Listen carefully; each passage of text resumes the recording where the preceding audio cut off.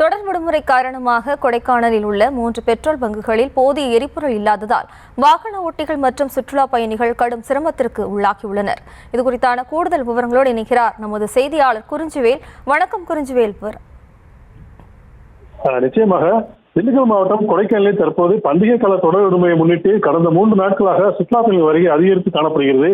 குறிப்பாக வெளி மாநிலங்களிலிருந்தும் வெளி மாவட்டங்களிலிருந்தும் ஏராளமான சுற்றுலா பயணிகள் கொடைக்கானல் வந்தவனம் இருந்து வருகின்றனர்.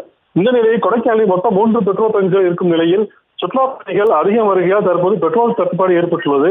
குறிப்பாக ஏல் ரோடு காவல் துணை கண்காணிப்பாளர் அலுவலகம் மற்றும் செம்பனூர் ஆகிய பகுதிகளில் இருக்கக்கூடிய 3 பெட்ரோல் பங்கில் பெட்ரோல் தட்டுப்பாடு ஏற்பட்டு தற்போது ஒரு பெட்ரோல் பங்கு முழுவதும் அடைக்கப்பட்டுள்ளது.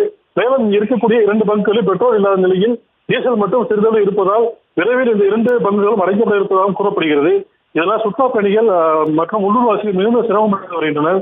இதில் குறிப்பாக இருசக்கர வாகனத்தில் கொடைக்கானலுக்கு வரும் சுற்றுலா பயணிகள் பெரும் சிரமத்துக்கு ஆளாகி வருகின்றனர். தொடர்ந்து 6 நாட்கள் விடுமுறை என்பதால் சுற்றுலா பயணிகள் வாகனம் மற்றும் உள்ளூர் மக்களின் வாகனம் அதிகமாக உள்ளதால் தற்போது பெட்ரோல் பங்குகளில் ஏற்பட்ட தட்டுப்பாடால் அனைவரும் பெரும் ஏமாற்றம் அடைந்துள்ளதும் குறிப்பிடத்தக்கது.